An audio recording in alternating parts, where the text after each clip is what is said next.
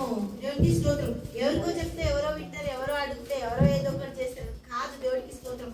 ఆయనకి ఎప్పుడైతే మనం చెప్తామో, ఆయన దగ్గర కూర్చుంటామో, ఆయన దగ్గర మనం మొరపెడతామో కరెక్ట్ 100% ఇస్తాడంట జవాబు. కొంచెం 99% ఇచ్చి ఇక నాకు ఉన్నతో కాదు 1% చెయ్య అనడట. కంప్లీట్గా 100% చేస్తాడంట. దేవునికి మహిమ కలుగును కాక. అలాగే మనం ఏమనుకుంటాము, మీకా రాసిన గ్రంథానికి వెళ్దాం ఒకసారి. మీకా 5వ అధ్యాయము 1వ వచనం. మీకా 5వ అధ్యాయము 1వ వచనం. అయితే సమూహములుగా కూడుదానా, సమూహములుగా కూడుము, శత్రువులు మన పట్టణం ముట్టడి వేయించున్నారు. వారు ఇశ్రాయేళ్ల న్యాయాధిపతిని కర్రతో చెంప మీద కొట్టుచున్నారు. దేవునికి మహిమ కలుగును గాక. ఈ యొక్క రిలేటివ్గా మనం చూస్తే ఇక్కడ మీకా ప్రవచించిండు, మనకి ఇంకేం తెలుస్తుంది, యెషయా ప్రవచించిండని తెలుస్తుంది కదా. 1000 సంవత్సరాల ముందు దావీదు ప్రవచించిందని తెలుస్తుంది. కానీ దానియేలు ప్రవచించిందని మనం ఎక్కడ ఊహించుకో. దేవునికి మహిమ కలుగును గాక. హల్లెలూయా. దానియేలు 9వ అధ్యాయము 24వ వచనం చూద్దాం.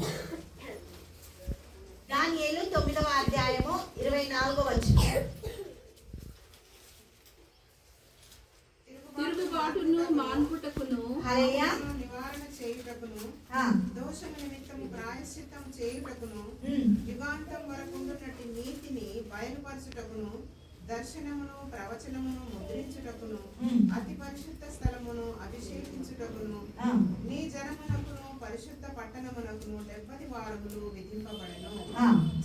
యెరూషలేమును మరలా కట్టించవచ్చునని ఆజ్ఞ బయలుదేరిన సమయం మొదలుకొని అభిషిక్తుడకు అధిపతి వచ్చు వరకు 7 వారములు పట్టునని స్పష్టముగా గ్రహించుము. దేవునికి మహిమ కలుగును గాక. ఎవరు వస్తారంట?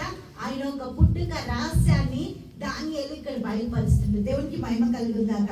అభిషిక్తుడకు అధిపతి వచ్చే వరకు మనం 70 వారాల ప్రవచనాన్ని చూసినాం కదా. దేవునికి స్తోత్రం. నేర్చుకున్నాం 70 వారాల ప్రవచనంలో దానియేలుతో దేవుడు ఈ ప్రవచనాన్ని తీసుకొచ్చినట్ట బయటికి.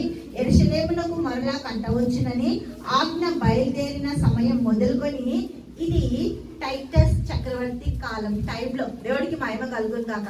ఆ టైంలో క్రీస్తు ప్రభు రావాలి, వచ్చి మన ప్రతి పరిస్థితికి సరిపోయే విధంగా దేవుడికి మహిమ కలుగును గాక. హల్లెలూయా. బయలుదేరిన సమయం అందు దేవుడికి మహిమ కలుగును గాక. బయలుదేరిన సమయం మొదలుకొని అభిషిక్తుడుగా అధిపతి వచ్చే వరకు